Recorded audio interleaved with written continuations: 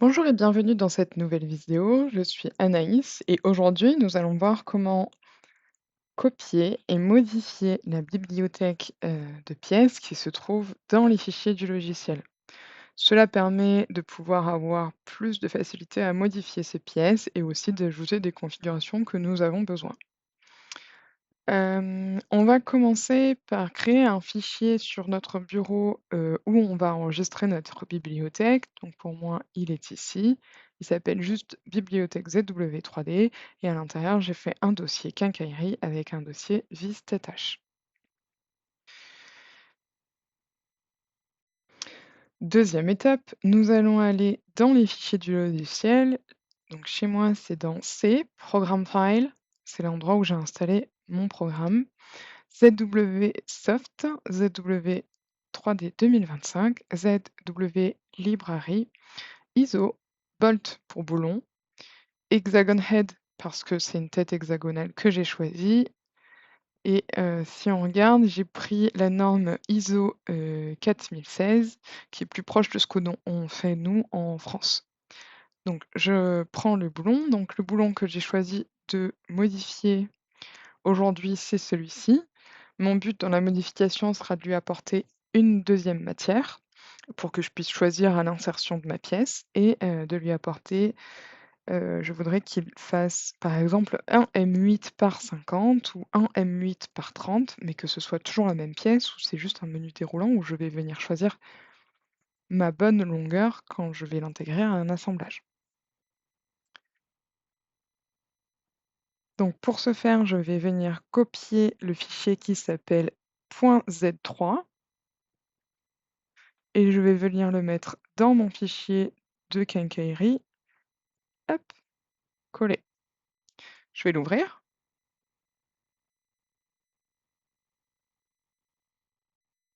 Une fois qu'elle est ouverte, on peut regarder un peu comment est configurée la pièce. Ici, je regarde un peu ce qui est dessiné. Si j'ouvre la première esquisse, je vois qu'ici j'ai des équations. Donc tout est fait en équations. Donc ce que je vais regarder, c'est aussi quelles équations j'ai. Effectivement, j'ai des équations dans la pièce. Ici, je peux voir que ça, c'est le diamètre du boulon. Euh, on va le changer. On va mettre diamètre, comme ça on va le mettre en français. J'applique. Hem, Ici, c'est le pas, ça je le sais, donc je peux le mettre.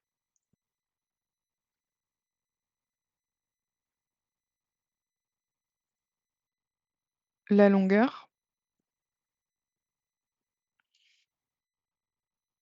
pour l'instant, c'est les seules choses que je vais changer parce que le reste, j'en ai pas vraiment besoin. Ensuite, je vais regarder le tableau de configuration. Ici, je vois que dans mon tableau de configuration, ce qu'ils ont mis de base dans le fichier du logiciel, c'est toutes les équations.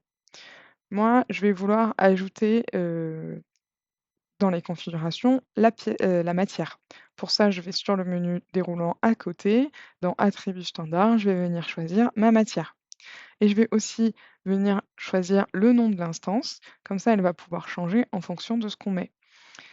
Là, en matière, je vais venir lui attribuer une matière à moi, qui est l'acier 235 et pour le nom de l'instance, je vais le configurer après.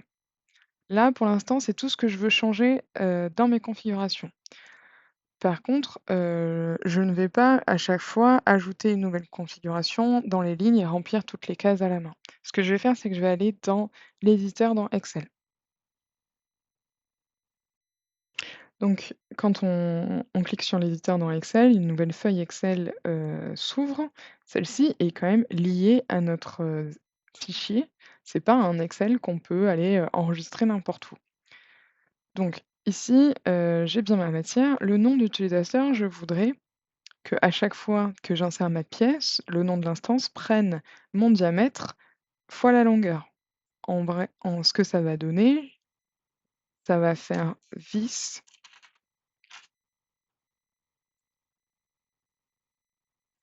TH M.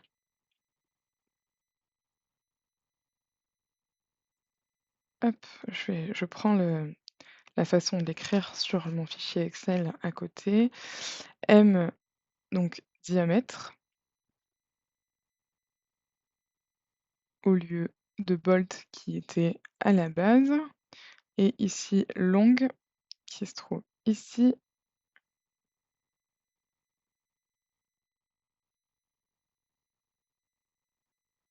Ce que ça veut dire, c'est qu'à chaque fois que je vais insérer cette pièce via ma bibliothèque, pour le nom de la pièce, il va lui dire que c'est vis-th par M. Il va me mettre le diamètre que j'ai choisi et la longueur que j'ai choisie. Ensuite, il faut que je continue à remplir, les colonnes de mon tableau. J'ai déjà en amont préparé un fichier Excel, et ce fichier Excel, je l'ai trouvé sur internet. Tout du moins les informations qu'il y a à l'intérieur, je les ai trouvées sur internet.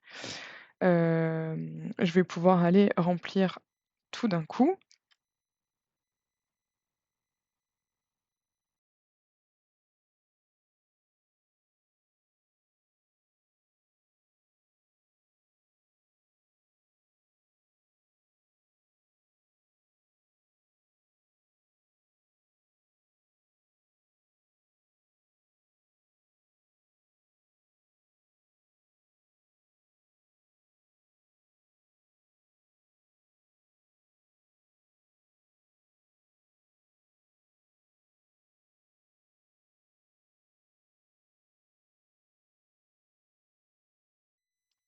Pour avoir le choix entre l'acier et l'inox, je vais recopier mon tableau. Donc là, j'ai indiqué que c'était de l'inox et je vais recopier l'entièreté de mon tableau qui auront les mêmes valeurs qu'on soit en acier ou en inox. Donc je copie tout, copier, et puis je vais l'insérer à la fin, là, coller.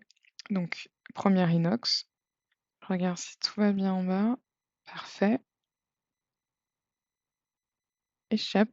Pour quitter le configurateur sur Excel, on enregistre, on ferme, et là, toutes mes configurations se sont créées.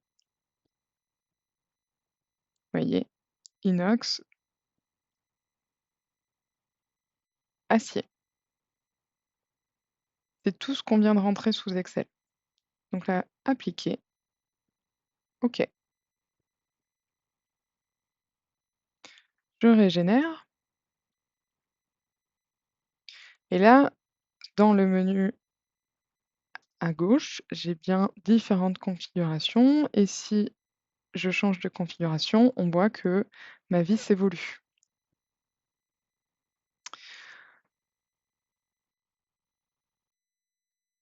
Pour la suite, il suffit de fermer la pièce et on se retrouve ici, dans l'interface de ZW3D. On va créer la bibliothèque. Pour ça, on va faire création de bibliothèque.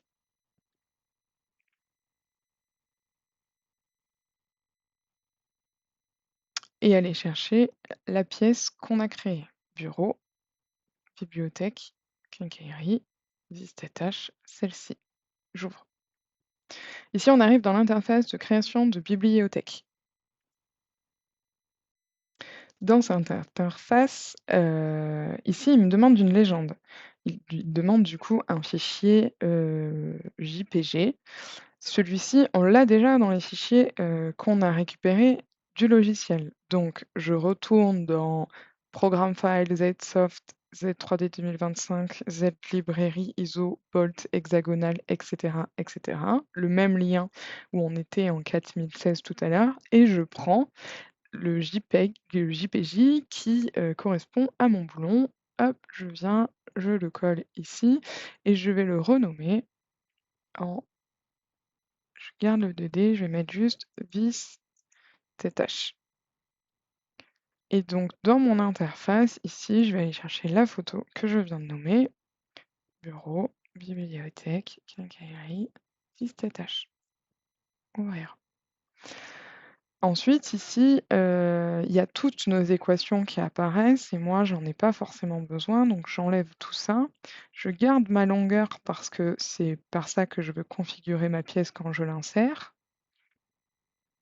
Les autres, je les vire de l'autre côté. et je vais ajouter de ce côté-ci la matière. Heu et ici, je vais faire envoyer vers la bibliothèque. Je vais l'appeler vis TH pour tête hexagonale.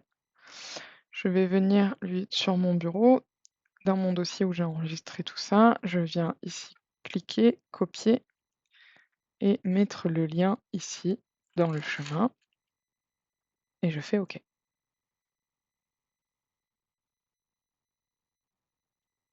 Donc là, notre bibliothèque est créée. Si je fais un nouveau assemblage, je vais pouvoir aller l'insérer. Pour insérer une bibliothèque, donc là, je vais dans l'onglet bibliothèque. Pour en mettre une nouvelle, vous faites plus, le bureau, bibliothèque et vous sélectionnez votre dossier. Moi, je l'ai déjà fait, il se trouve ici. Donc quincaillerie, vis TH et ma vis que je viens de créer est ici. Et donc je peux choisir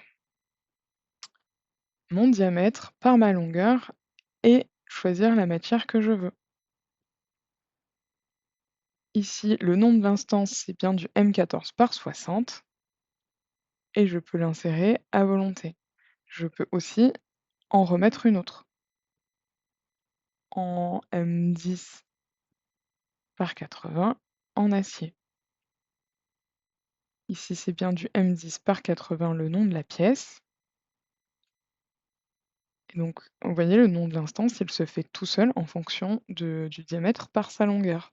Et si je regarde dans ma nomenclature, j'ai bien ma pièce ma vis TH M14 par 60 qui est en inox A4 et ma vis TH M10 par 80 qui est en acier 235. Et voilà, vous avez créé votre bibliothèque. Merci de m'avoir écouté et à bientôt pour une prochaine vidéo.